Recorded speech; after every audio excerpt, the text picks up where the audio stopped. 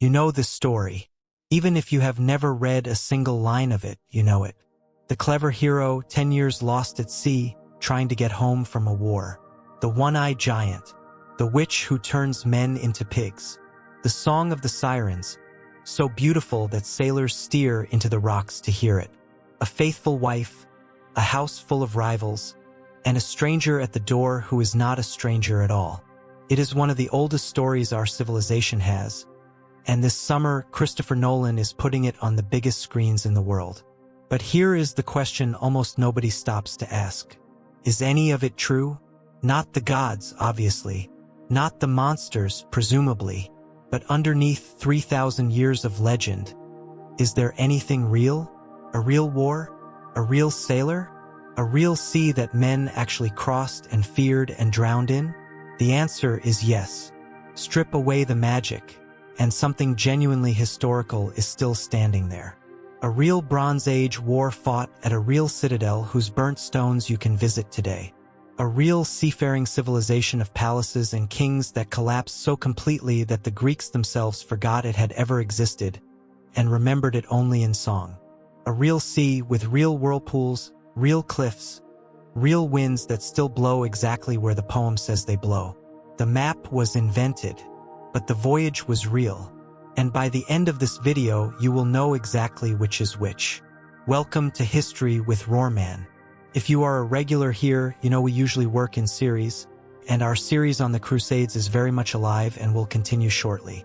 But today is something different. This is a single, self-contained deep dive, timed for the moment when half the world is about to walk out of a cinema asking the exact question we just asked. What in the Odyssey is history and what is myth? And a promise before we start, because this subject attracts two kinds of dishonesty. One kind tells you it is all nonsense, fairy tales for children. The other tells you it all really happened, every island findable on a map, every monster explained. Both are wrong and both are boring. The truth sits in the middle, and it is far more interesting than either extreme. There was a war, there was a world, there was a sea, and a blind poet's memory of them, garbled, gilded, and 500 years out of date, turns out to be one of the most improbable time capsules in human history. So get comfortable and let us take this thing apart piece by piece. The poem, the war, the hero, the monsters, every single one of them, the map, and finally, the real thing hiding underneath it all. Act 1. The poem and the man who may not have existed. Start with the object itself. When you picture the Odyssey, you probably picture a book written by an author named Homer. A man, a desk, a pen. Erase that picture because that is not what this is. The Odyssey was not written. It was sung. For centuries before anyone wrote a word of it down. This story lived only in the mouths of professional bards, performers who could stand up after dinner in a nobleman's hall and pour out thousands of lines of verse from memory. No two performances were identical. The song shifted generation after generation, each singer inheriting the tradition and changing it a little. How do we know? In the 1920s and 30s, a young American scholar named Milman Parry noticed that Homer's verse is stuffed with repeated formulas. The wine-dark sea, rosy-fingered dawn, Odysseus, man of many devices. The same ready-made phrases, over and over, each shaped to fit a slot in the rhythm of the line. Parry realized these were not laziness. They were machinery, the building blocks that let a performer compose epic poetry live, in real time, the way a jazz musician improvises on stock phrases.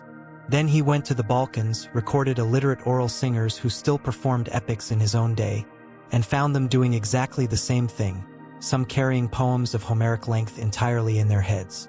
So the Odyssey is the end product of a centuries-long game of telephone, played by geniuses. Only around the 8th century BC, when alphabetic writing reached Greece, did this river of song get frozen into the fixed text we have. And Homer? We know essentially nothing about him. The ancient Greeks could not agree on where he was born, when he lived, or whether he was blind, which is itself probably a legend borrowed from a blind bard character inside the Odyssey. 7 different cities claimed him. Scholars call this tangle the Homeric question. One supreme poet? Many poets? Just a name attached to a whole tradition? There are serious scholars in every camp. The honest answer is that somebody of staggering talent, or a chain of somebodies, stands behind these poems, and we will never see his face. But here is the detail that unlocks everything else in this video, so hold on to it. The poem was fixed in the 8th century BC. The world it describes, the world of the Trojan War, of bronze weapons and great palace kingdoms, belongs to around 1200 BC. That is a gap of roughly 500 years, the distance between us and Columbus. Imagine a story about the Spanish Armada, never written down, passed mouth to mouth from Shakespeare's time to ours, and only then recorded. How much would be accurate? That is what the Odyssey is, an Iron Age poet, singing about a Bronze Age world he never saw, across 5 centuries of memory and forgetting. That is why the poem is such a glorious jumble. Heroes fight with bronze weapons, genuinely correct for 1200 BC. But then a detail from the poet's own 8th century world sneaks in, a custom that would have baffled a real Bronze Age king. The poem mixes eras the way an old family story does. A true detail from your great-great-grandmother's day sitting next to something your uncle added in the 1980s. So the Odyssey is a time capsule, but an imperfect one, packed and repacked by 500 years of singers. When we open that capsule, what do we actually find? The digging starts with the biggest question of all. The war. Act 2. The war behind it. Did Troy actually exist? Remember what the Odyssey actually is. It is a sequel. The premise is that a coalition of Greek kings sailed east, besieged the city of Troy for 10 years, took it, and then had to get home. Odysseus's whole ordeal only makes sense if the Trojan War happened first. So, was there a Troy? For most of the 18th and 19th centuries, the educated answer was a confident no. Troy was a fable like Camelot, a beautiful setting for a poem, not a place with coordinates. And then along comes one of the strangest characters in the history of archaeology, a self-made German millionaire named Heinrich Schliemann. Schliemann was a businessman, a compulsive self-mythologizer, and a man who, depending on who you ask, either founded modern archaeology or committed crimes against it. He believed, with a zealot's fervor, that Homer was not fiction but reportage. And in the early 1870s, guided in truth by an Englishman named Frank Calvert who had been arguing the case for years, Schliemann sank his shovels into a large man-made mound called Hisarlik, in the northwest corner of modern Turkey, near the entrance to the Dardanelles Strait. And here is the thing. He found a city. In fact, he found a whole stack of cities. Hisarlik turned out to be a layer cake of 9 or 10 superimposed settlements, each built on the ruins of the last, spanning thousands of years. Schliemann, subtle as dynamite, gouged a massive trench straight down through the middle, destroying priceless layers on the way, and near the bottom he found a burnt city with gold jewelry, which he triumphantly declared to be Homer's Troy and the treasure of King Priam. He draped the golden diadems on his young wife Sophia and had it photographed for the newspapers. Fabulous publicity. Also wrong. That layer was more than 1,000 years too early, already ancient rubble before any Trojan War could have happened. But being wrong in the details did not make him wrong in the big claim. Careful excavators worked the mound for the next century and a half, and the picture that emerged is stunning. In the late Bronze Age, exactly the era the legend points to, Hisarlik was a big, rich, heavily fortified citadel. Massive sloping stone walls, watchtowers, a lower town beneath the fortress, protected by a ditch cut into rock. A city standing at a strategic choke point on the sea lane connecting the Aegean to the Black Sea, positioned to grow fat on trade and to be envied for it. And the layers of that era tell a violent story. One city was shattered, probably by an earthquake around 1300 BC. The town rebuilt on top of it was destroyed again around 1200 BC, and this time the signature is different. Burnt buildings, arrowheads and sling stones in the streets. Human remains left unburied in the wreckage. Houses crammed with storage jars sunk into the floors. as if a whole population had squeezed inside the walls and was hoarding food. That is what a siege looks like 3,000 years later. So, a real fortress city at the right place, destroyed by violence at more or less the right time. And it gets better because we can hear about the city from the other side in written documents of the era itself. The superpower of Bronze Age Anatolia was the Hittite Empire, and the Hittites kept archives, thousands of clay tablets we can read. In those tablets, out on the empire's troublesome western fringe, there appears a kingdom called Wilusa. Say that next to the Greek name for Troy, which is not just Troy but Ilios in its older form Wilios, with an initial W sound the Greeks later dropped. Wilusa, Wilios. Most specialists now accept these are the same place, the very mound at Hisarlik. And the tablets say more. They speak repeatedly of a powerful seagoing kingdom called Ahhiyawa causing trouble along that coast, backing rebels, meddling in the affairs of Wilusa itself. Homer almost never calls his Greeks Greeks. He calls them Achaeans. Ahhiyawa, Achaia, again widely accepted. The Hittite files contain diplomatic complaints about Greeks interfering at Troy, written centuries before Homer was born. One letter even refers back to a past armed conflict over Wilusa. That is not the Trojan War with a cast list, but it is smoke, real documentary smoke, from exactly the right fire. Now the third piece. Who were these Achaeans? The answer is a civilization the later Greeks had almost totally forgotten. We call them the Mycenaeans after Mycenae, the hilltop fortress in southern Greece that legend makes the seat of Agamemnon, the high king who led the coalition. Schliemann dug there too, in 1876, and inside a circle of ancient graves he found a genuine warrior dynasty, skeletons under masks of hammered gold, surrounded by bronze swords and golden cups. He telegraphed the world that he had gazed upon the face of Agamemnon. Once again, magnificently wrong, those graves are centuries too early. And once again, wrong in the detail, right in the revelation, because what he had actually found was proof that Bronze Age Greece held a wealthy, literate, warlike palace civilization nobody had believed in. And what a civilization! Citadels with walls of stones so huge that later Greeks decided giants must have stacked them, which is why we still call that masonry Cyclopean. The Lion Gate at Mycenae, 2 carved lionesses over a lintel weighing many tons. Palaces at Mycenae, Sirens, and Pylos, with columned throne rooms and painted frescoes. And bureaucracy, clay tablets in a script we call Linear B, unreadable until 1952, when a brilliant English architect and amateur codebreaker named Michael Ventris cracked it and revealed that the language underneath was Greek, the oldest Greek ever read. The tablets are not poetry. They are inventories, tax records, lists of chariot wheels and rowers and rations. But they sketch a world of kings, war gear, and organized fleets. When Homer describes great kings ruling from mighty citadels, commanding ships by the dozen, that is not fantasy. That is a genuine, 500-year-old memory of the Mycenaean world. And then, around 1200 BC, that entire world burned down. Not just Troy, everything. Within a couple of generations, almost every palace in the Mycenaean world was destroyed or abandoned. Mycenae, burned. Sirens, burned. Pylos, burned so thoroughly that the heat baked its clay tablets hard and accidentally preserved them for us. And it was not only Greece. Right across the eastern Mediterranean, in one of the great unsolved catastrophes of history, the whole Bronze Age system collapsed.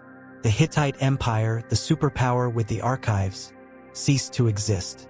Egypt fought off waves of migrating raiders it called the Sea Peoples, and survived but crippled. The causes are still fought over: drought, earthquake, famine, invasion, the breakdown of an interconnected trade system, probably some ugly combination of all of it. What matters for our story is the result. In Greece, the palaces were never rebuilt. Writing itself was forgotten, completely, for over 4 centuries. Greece slid into a dark age, and the people living in it could see the colossal ruins standing on the hilltops, walls no living man could build, and they filled the silence with stories about an age of heroes, when men were greater and the gods walked closer. That is the soil the Iliad and the Odyssey grew from. Not a lie and not a chronicle. A memory of a real, glittering, violent world, seen across the wreckage of its own destruction. So, an honest verdict for Act 2. There was certainly a Troy, a real fortified city at Hisarlik. It was destroyed violently in the right era, and Hittite documents show Mycenaean Greeks in armed conflict over that exact region. Some kind of real Greek attack on Troy is a perfectly reasonable, even probable, reconstruction. But the war of the poem, the single grand coalition of 1,000 ships, the 10-year siege, and the wooden horse, for which there is not one shred of archaeological evidence, that is legend embroidered over centuries. The war is plausible history. The story of the war is literature. Act 3. The hero. Was there ever an Odysseus? If the war has a real core, what about the man? Here we have to be honest in the other direction. No tablet, no inscription, no document names Odysseus. Nothing outside the poetic tradition proves that any individual of that name ever breathed. Archaeology can find you a city. It is very bad at finding you a person, but it can find you a type of person. Because everything about Odysseus fits the real Mycenaean world with surprising precision. He is not a fairy tale knight. He is a small-time Bronze Age king, ruling a modest island domain, rich in flocks and orchards rather than gold. A man who can build his own bed and is expected to lead his neighbor's sons to war in person when the High King calls. The Linear B tablets describe exactly that texture of world, local lords, obligations of men and ships, everything counted. Even his most famous trait, the cunning, the endless talking his way out of things, is a specific cultural ideal. The Greeks had a word for it, métis, cunning intelligence, the man who wins not because he is strongest but because he thinks fastest. In a world of small kings, shifting alliances and piracy, that is not a fantasy virtue. That is a job requirement. What about his kingdom? Ithaca, unlike the fairy tale islands we will meet later, is a real place. There is an island in the Ionian Sea, off Greece's west coast, that has carried the name Ithaca continuously into the present day. It is rugged and unglamorous, which fits the poem, where Odysseus describes his home with affection as rough ground, good for goats, no place for horses, but a fine nurse of men. There is a long-running scholarly argument here, because some details of Homer's description fit awkwardly, and rival candidates among the neighboring islands have been proposed for over a century. The debate is fun, but do not lose the headline. The hero's home is not Neverland. It is a real Greek island you can sail to with Bronze Age remains on it, and, from many centuries later, a shrine where local Greeks left offerings to Odysseus by name. The islanders, at least, had no doubt whose home it was. And the wooden horse? It does not even appear in the Iliad, and the Odyssey only glances back at it. If anything real stands behind it, the poem does not know. A siege engine dressed in later imagination, an earthquake cracking the walls, your guess is as good as any. It is best treated as what it plainly is, a perfect story, the trick to end all tricks, attached to the most famous trickster in the tradition. But here is the part of Act 3 that matters most, and it is not archaeological at all. Ask what the Odyssey is actually about. Strip the monsters out and the skeleton is this. A man goes away to a war that lasts far longer than anyone promised. The war ends, and he still cannot get home, and the years keep passing. At home, his wife holds a disintegrating household together against mounting pressure to declare him dead and move on. His son grows up fatherless, surrounded by other men eating his inheritance. And when the man finally returns, he returns changed, scarred, unrecognizable. So much so that he cannot simply walk in the front door. He has to come home in disguise, as a stranger, and discover whether anything he left still exists, whether he is even still wanted. There is nothing supernatural in that story. It has happened 100 million times in human history. It happened after 1918 and after 1945 and after Vietnam, and it is happening to some family somewhere right now. The Greeks had a word for it, Nostos, the homecoming, the return from war, and they considered it its own entire genre of song. because they understood that a war does not end when the fighting ends, and that the man who comes back is not the man who left. The Odyssey's deepest layer of truth is not under a hill in Turkey. It is that. So, a verdict for the hero. Odysseus the individual, unprovable. Odysseus the type, the minor island king, cunning, piratical, weathered, thoroughly real. And Odysseus the veteran, the man trying to find his way back to a home that has moved on without him, may be the truest thing in the whole poem. Act 4. The monsters, one by one. Now, for the reason half of you clicked on this video. The monsters. This act has a simple rhythm. For each encounter, what happens in the poem, and then what, if anything, might be hiding behind it. Because these creatures are not random nightmares. Almost every one is a distorted echo of something real. A real danger, a real place, a real fear that Bronze Age sailors carried onto the water. Sailors' yarns, sharpened by genius into legend. Start with the most famous of them all, the Cyclops. Odysseus and 12 of his men wander into an enormous cave stocked with cheeses and lambs. Its owner comes home, a giant with a single eye in his forehead, a shepherd named Polyphemus, with no interest in the sacred rules of hospitality. He rolls a boulder over the cave mouth and, in one of the oldest horror scenes in literature, starts eating the crew, 2 at a time. Odysseus cannot fight, only the giant can move the boulder, so he thinks. He gets the monster blind drunk, tells him his name is Nobody, and when the giant sleeps, drives a sharpened, fire-hardened stake into that single eye. The blinded Cyclops screams to his neighbors that nobody is attacking him, so the neighbors shrug and stay home. In the morning, the survivors ride out slung under the bellies of the giant's own sheep. Perfect story. And then Odysseus ruins it. Sailing away, he cannot resist shouting back his real name. Remember that it was Odysseus who blinded you. And the Cyclops prays to his father, who happens to be Poseidon, god of the sea. That boast is the engine of the entire Odyssey. It is why the sea turns against him for 10 years. So what is behind the one-eyed giant? 2 things, possibly. The first comes from paleontology. The islands of the Mediterranean, Sicily, Crete, Cyprus, Malta, are littered with fossils of dwarf elephants, extinct island species. And an elephant's skull, to someone who has never seen a living elephant, is a deeply confusing object. It is the size of a giant's head, and where a face should be, there is a single huge hole in the middle, the nasal cavity for the trunk, which looks exactly like one great central eye socket. Ancient Greeks did find giant fossil bones and did treat them as the remains of heroes and monsters. That much is documented. So the theory is that cave floors strewn with giant one-eyed skulls became the physical evidence for a race of one-eyed cave giants. Not provable, but almost too good. And the second thing needs no fossils. Notice what actually makes Polyphemus monstrous in Greek eyes. He lives alone. No laws, no assemblies, no ships, no farming, and above all, no hospitality. He is the nightmare every sailor in a strange cove actually faced. The local who does not play by the rules, magnified into a giant. To a Greek, a being that eats its guests is the exact photographic negative of civilization. Hold that thought. It is coming back at the end. Next, the Lotus-eaters. The episode is short and strangely gentle.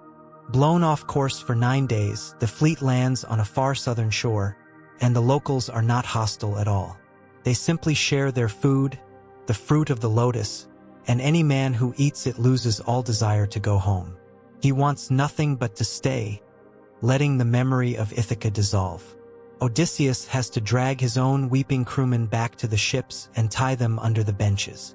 Behind it, geography first. 9 days of storm from the southern tip of Greece plausibly points to North Africa, and ancient writers confidently placed the Lotus-eaters there, around an island off modern Tunisia. There are real candidate plants, the favorite being a native jujube, though nothing that genuinely erases memory. But the botany is not the point. Every commander of every long campaign has known this enemy. The crewman who finds somewhere warm and pleasant and simply stops wanting to go on. Desertion by contentment. The lotus is real. It is just not a plant. Next, Aeolus and the Bag of Winds. The fleet reaches the floating island of Aeolus, keeper of the winds. He hosts them for a month and gives Odysseus a magnificent parting gift, a leather bag containing every wind that could blow him off course, leaving only the gentle west wind free to carry them home. It works. They sail within sight of Ithaca, close enough to see people tending fires on the shore. And then Odysseus, who has steered day and night for over a week, finally falls asleep. And his crew, convinced the bag is full of gold their captain is hoarding, open it. The winds explode out, and the storm hurls them all the way back to Aeolus, who this time looks at them in horror. A man that unlucky must be cursed by the gods. And he slams the door. Behind it, the Mediterranean is a wind-ruled sea. To this day, the fierce dry summer northerlies the modern Greeks call the Meltemi can pin boats in harbor for a week, and the ancients personified and prayed to every one of those winds by name. There is even a real archipelago, the volcanic Aeolian Islands north of Sicily, that has carried the wind god's name since antiquity. But the deepest truth here is human. Within sight of home, one moment of slack discipline, one surrender to suspicion and greed, throws it all away. Any crew that ever fell apart one step from the finish line knows this story is not about weather. Next, and darker, the Laestrygonians. This is the episode adaptations usually skip, and it is the worst disaster of the entire voyage. The fleet finds what looks like the perfect harbor, a narrow fjord walled by cliffs, water flat as glass. 11 of the 12 ships sail in and tie up, packed side by side. Odysseus alone, on some instinct, keeps his own ship outside, moored at the entrance. Scouts go ashore and meet a strapping young girl fetching water, who cheerfully leads them to her father's house. Her father turns out to be a giant, who snatches a scout up and kills him for his dinner, and suddenly the cliffs are swarming with giants, the Laestrygonians, who rain boulders straight down onto the trapped ships and spear the swimming survivors like fish. 11 ships, and every man aboard them, destroyed in minutes. Only Odysseus's crew, outside the trap, cut their cable and escape. The fleet that left Troy is now a single ship. Behind this one, listen to the geography because it is weirdly specific. A harbor like a canyon, entered through a narrow mouth between high cliffs, no room to maneuver, no beach to escape across, and heights from which defenders can drop stones straight onto decks. Sailors retracing the route have long pointed at the fjord-like harbor of Bonifacio, at the southern tip of Corsica, a real port that matches almost line for line, chalk-white cliffs and all. Whatever the giants were, a memory of hostile locals ambushing raiders in a closed harbor needs no magnification, and the tactical lesson is bone real. The perfect shelter with only one way out is also the perfect trap. The one captain who stayed paranoid was the one who kept his ship. Next, Circe. The lone remaining ship limps to the island of Aiaia, home of Circe, a goddess witch who lives in a stone house in a forest clearing, surrounded by unervingly tame wolves and lions. She welcomes the landing party with food and wine. The wine is drugged, and at a touch of her wand the sailors turn into pigs, human minds intact, penned and weeping into their trough. One man who lingered outside runs back with the news. On the walk to what should be his doom, Odysseus gets divine help. The god Hermes hands him a protective herb called moly and precise instructions. So when Circe's spell fails against him and she reels back in shock, the story pivots, and the witch becomes an ally, a lover, and eventually the best travel agent in the poem. Odysseus and his restored crew stay a full year feasting in her hall, until the crew, in a nice reversal, have to remind their captain that home exists. It is Circe who gives him the sailing directions past the Sirens and Scylla that will save his life. Behind it, the Greeks meant something quite literal here: pharmaca, drugs, potions, herbcraft, a real and feared technology in the ancient world, and the poem's moly has kept pharmacologists guessing at candidate plants for centuries. Rap that in the old sailors' fear and fantasy, of the powerful foreign woman on a strange shore, the enchantress whose hospitality literally turns men into swine, and you have Circe. Later tradition even gave her a fixed address, Monte Circeo, a striking lone mountain on Italy's west coast that looks like an island from the sea and still bears her name. And note one more thing. The two most dangerous beings in this act, Circe and Calypso, are both women, both alone, both offering a version of paradise that erases the road home. The monsters test his courage. The goddesses test something harder. Next, the strangest stop of all, the land of the dead. Circe tells Odysseus that before he can sail home, he must sail somewhere no living man goes, to the fog-bound edge of the world, to consult the ghost of the blind prophet Tiresias. And so comes the summoning of the dead, and 3,000 years later it is still uncanny. On a dark shore, Odysseus digs a pit, pours out honey, milk, wine, and water, and cuts the throats of black sheep over it. And the dead come crowding up out of the dark to drink the blood, which alone lets them speak. He gets his route and a warning, but he also meets his own mother, who died of grief waiting for him, and when he tries 3 times to embrace her, his arms close 3 times on nothing. And he meets the ghost of Achilles, the greatest warrior of the age, and offers him the standard consolation, "You were the most glorious of us, surely you rule among the dead." And Achilles answers with one of the most famous rebukes in literature. "Do not talk up death to me. I would rather be the living slave of a poor farmer than king over all the perished dead."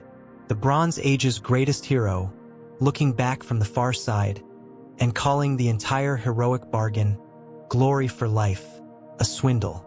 Behind this episode stands something concretely real. The Greeks really did practice necromancy at fixed locations. There were oracles of the dead, real sanctuaries where people came to consult ghosts. The most famous on the river Acheron in northwest Greece, a river whose name Homer borrows for hell itself, and the volcanic, sulfur-stinking landscape around Cumae and Lake Avernus in Italy, steaming and gas-vented, was pointed to for centuries as an actual doorway to the underworld. Where the ground itself smokes, the dead felt close. And underneath the geology, the plainest human truth in the poem.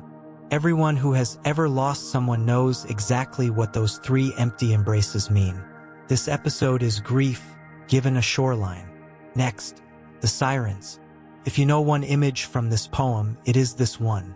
Circe has warned him, "You will pass the island of the Sirens, whose singing enchants every man who hears it. The beach around them is a meadow of rotting men. No one who hears them ever gets home." But she has also told him the loophole, and so comes the scene. Odysseus plugs his crew's ears with softened beeswax, but leaves his own ears open, and has himself lashed upright to the mast with strict orders. "If I beg you to release me, tie me tighter."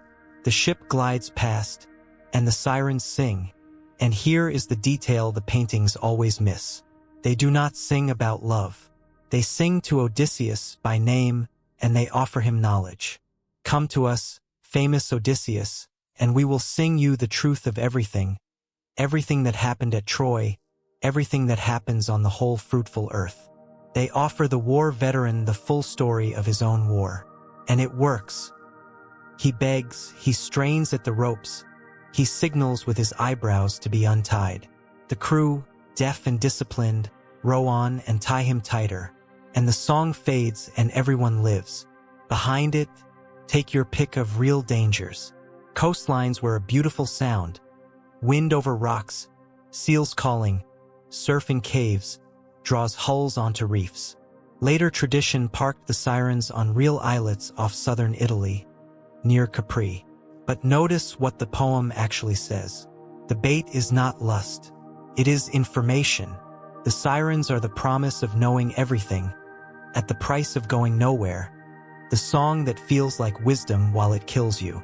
If you want a danger that has aged backwards into relevance, meditate on that one. And the practical core is the most honest survival advice in the whole epic. Some temptations you do not outfight. You plan for the moment your judgment will fail, you bind yourself in advance, and you make sure the people around you have orders not to listen to you. Next, Scylla and Charybdis, the impossible choice. The route ahead runs through a narrow strait. On one side spins Charybdis, a whirlpool that 3 times a day swallows the sea whole and vomits it back up. Any ship nearby when she drinks is gone entirely. On the other side, in a cave halfway up a sheer cliff, lives Scylla, a thing with 6 long necks, each ending in a head with 3 rows of teeth. She cannot destroy your ship. She just takes a toll. 6 heads, 6 men, snatched off the deck as you pass. And Circe's sailing advice is the coldest arithmetic in ancient literature. Do not fight her. Hug Scylla's cliff. Keep clear of the whirlpool that can kill you all. Row for your lives, and accept that 6 men are the price of the passage. Odysseus, for once, cannot bear to follow cunning advice. He puts on his armor and stands at the bow with 2 spears, and it does him no good at all. The heads flash down, and 6 of his best men are lifted screaming into the air, reaching down toward him, calling his name. That, he says later, was the most pitiful thing his eyes ever saw on all his voyages. And the ship rows on because it has to. Behind this one, uniquely, we can point at a map with real confidence because the ancients themselves did unanimously. This is the Strait of Messina, the narrow channel between the toe of Italy and Sicily. The oceanography is real. The strait is a choke point where 2 seas with different tide rhythms slosh against each other, producing genuine whirlpools and vicious shifting currents. Modest hazards for a modern ferry, potentially lethal for a low-sided galley powered by muscle. There is a rock and a village on the Italian side called Scylla to this day. Scale the monsters down and the sailing instructions are simply true. In that strait, you cannot steer wide of everything. Favor one danger, accept losses, keep rowing. That is why this episode became a proverb in a dozen languages. Between Scylla and Charybdis, between a rock and a hard place, the eternal geometry of the choice where every option costs, and refusing to choose costs everything. Next, the cattle of the sun, the last sin. Tiresias and Circe gave the same warning, word for word. You will come to the island of Thrinacia, where the sun god pastures his sacred cattle. Whatever you do, do not touch them. So of course the ship comes to Thrinacia, and of course a storm blows in and blows for a solid month, and the food runs out. And while Odysseus is inland, asleep, his starving crew do the math of hungry men. The god's cattle are right there. They swear they will build the sun god a temple to make it right, and they slaughter the best of the herd. The poem gives us one of its most nightmarish images, the meat lowing on the spits, the flayed hides crawling on the ground, the sacrilege itself crying out. The sun god threatens to take his light down to the dead unless this is punished. So the moment the ship sails, the sky goes black, a thunderbolt splits the hull, and every single member of the crew drowns. Everyone. Odysseus, who did not eat, is left clinging to wreckage, alone. Behind it, the ancients identified Thrinacia with Sicily, whose Old Greek name, Trinacria, the 3-cornered island, echoes it. Sacred herds were entirely real institutions. Temples across the Greek world owned livestock it was sacrilege to touch. But the real subject is the oldest one in seafaring and in soldiering, the taboo that holds until hunger, the crew who mortgage tomorrow to eat today. The Odyssey is, among everything else, a story about why, out of the hundreds of men who left Troy with Odysseus, exactly one came home, and its answer is uncomfortable. The poem opens by saying it straight. They perished by their own recklessness, fools who ate the cattle of the sun. And last, Calypso, the soft prison. This is where the poem actually begins. Everything we have covered so far is Odysseus telling his own story at a dinner party years later. The shipwrecked, crewless Odysseus washes up on Ogygia, the remote island of the goddess nymph Calypso, and she takes him in and loves him and keeps him for 7 years. 7 years on an island so beautiful the poem says even a god would stop and stare, with an immortal goddess who wants him and who offers him the ultimate deal. Stay with me, and I will make you immortal, ageless, forever. And the poem's first image of its hero, before we see him fight anything, is this. A middle-aged man sitting alone on a beach, staring at the horizon, crying, because paradise is not home. He said no to eternal life with a goddess, because the deal was to stop being Odysseus of Ithaca, husband of Penelope, and become no one forever in comfort. He has already been nobody once. Only a direct order from Zeus, delivered by Hermes, forces Calypso to let him go, and even then he has to build the raft himself, plank by plank. Behind Calypso there is no strait to point to and no fossil skull, though later tradition guessed at islands, Malta's neighbor Gozo among them. Her name is the clue, comes from a Greek verb meaning to hide. She is the lost years themselves, the missing in action years, the years a man vanishes so completely that back home they are already discussing his estate. Every soldier who sat somewhere safe and pleasant while home fell apart without him. Every wanderer who woke up in a comfortable nowhere and realized a decade was gone, has been on Ogygia. It is the most modern monster in the poem, and it has no teeth at all. Act 5. The map. Where did he actually sail? Now the question every reader eventually asks, usually with an atlas open. Where did all this happen? Can we chart the route? People have been trying for 2,500 years, literally. Ancient Greek scholars argued about it in dead earnest, and the game never stopped. In the 20th century, a British sailor and historian named Ernest Bradford, who spent years crisscrossing the Mediterranean in small boats, wrote a whole book arguing the wanderings trace a coherent route through the Western Sea, Tunisia for the Lotus-eaters, Bonifacio for the Laestrygonians, Messina for Scylla. And in the 1980s, the explorer Tim Severin did the full experiment, sailing a replica Bronze Age galley from Troy toward Ithaca, and found his candidate sites clustered instead around the coasts of Greece itself, right on the natural homeward route. Both voyages are wonderful, and the fact that two brilliant, experienced sailors, using the same poem, produced two completely different maps tells you the real answer. The ancients already knew it. The geographer Strabo preserved a line from Eratosthenes, the man who measured the circumference of the earth, that settles the matter with perfect Greek dryness. You will find the route of Odysseus's wanderings, he said, on the day you find the cobbler who stitched the bag of the winds. Here is the honest picture. The poem's geography is precisely real, exactly as far as the real world's edge. Troy is real. Cape Malea, the storm-hammered southern tip of Greece that every sailor of every century has cursed, completely real. Ithaca at the far end, real. But watch what the poem does at Cape Malea. It tells you, in plain words, that Odysseus was rounding it when 9 days of storm swept him away, and after that he reaches the Lotus-eaters. That cape is the doorway.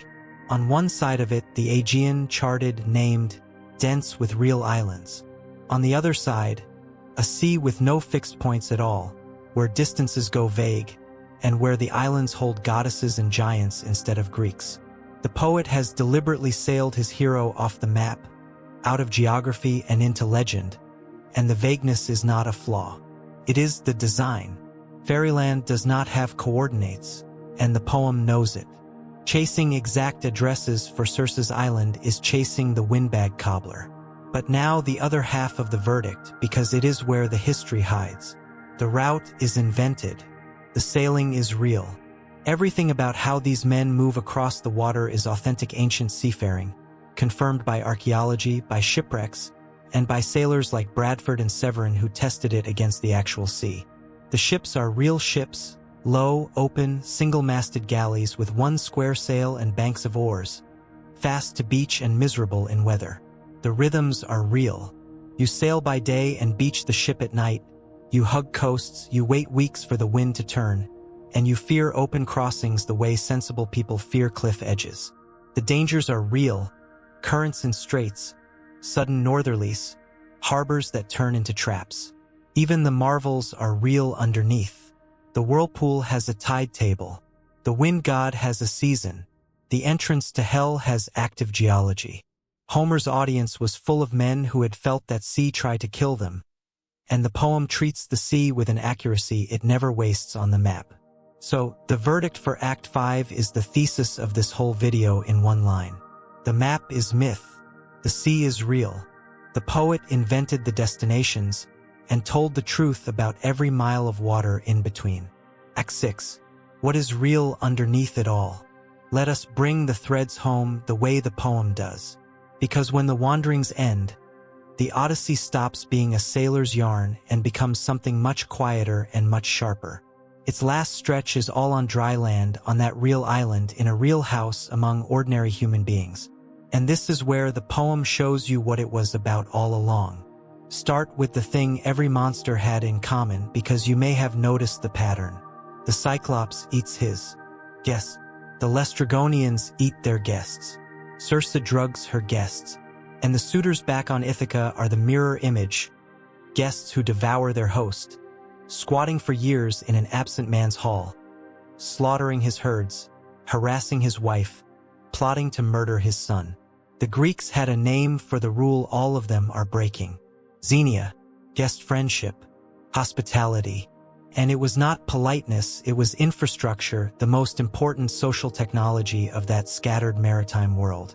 In an age with no embassies, no police, no hotels, the sacred pact between host and stranger, food and shelter and protection in both directions, enforced by Zeus himself, god of strangers, was the only thing that made travel possible at all. Every dinner scene in the Odyssey, who feeds whom, who asks the guest's name and when, is a moral X-ray of the household in question. The whole epic is a tour of hospitality done right and hospitality violated, ending with the most spectacular violation of all, punished by the most spectacular vengeance. That is not decoration.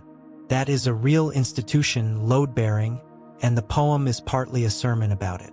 Second thing that is real, the fear at the bottom of it. Notice that the sea monsters all do versions of the same thing.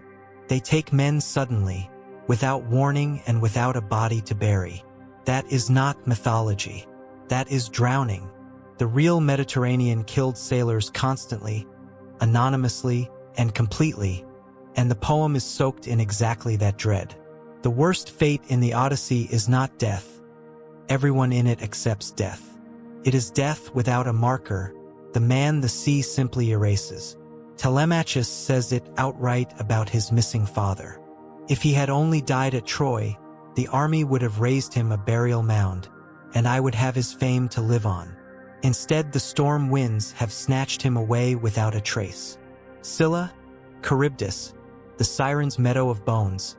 They are the true god of that sea wearing masks, and every coastal family in the 8th century BC knew his real name.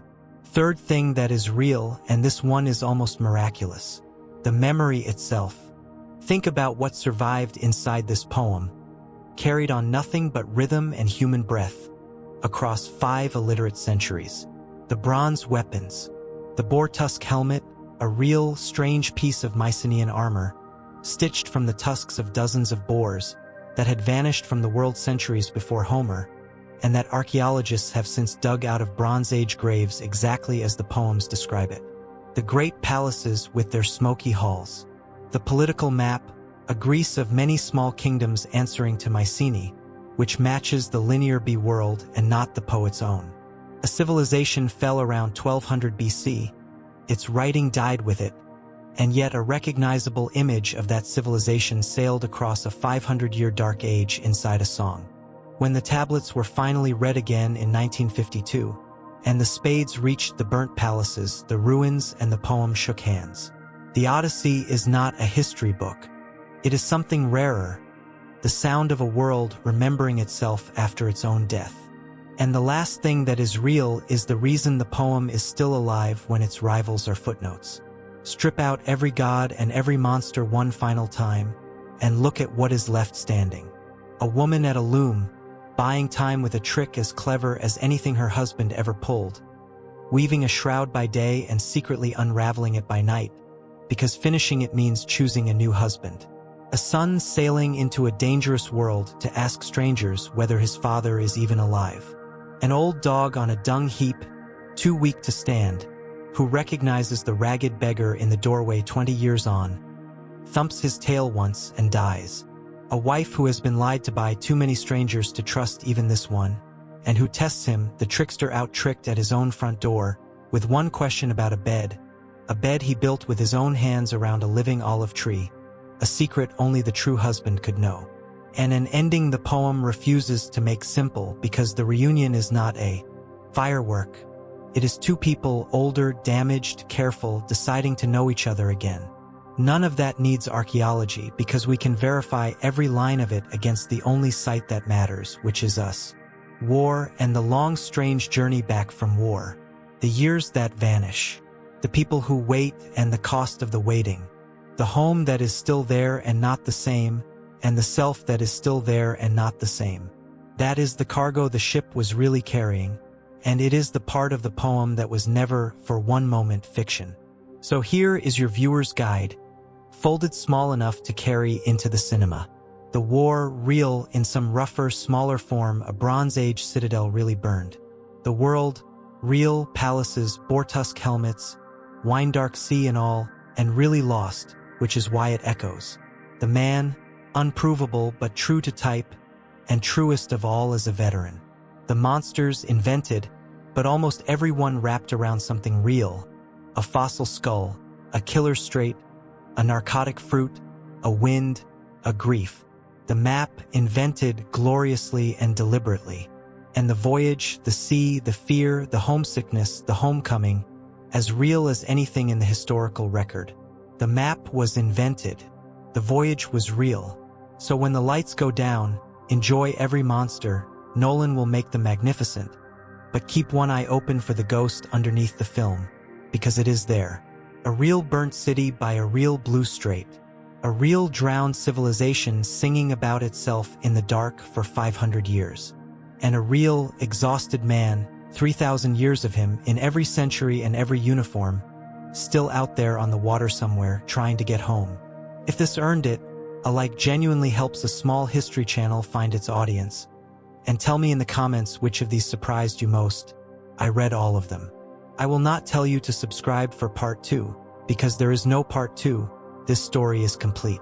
But the channel is not going anywhere. Our series on the Crusades picks up again very soon. And if a long deep dive like this is your kind of thing, you know where the subscribe button is. Thanks for watching, and safe voyage home.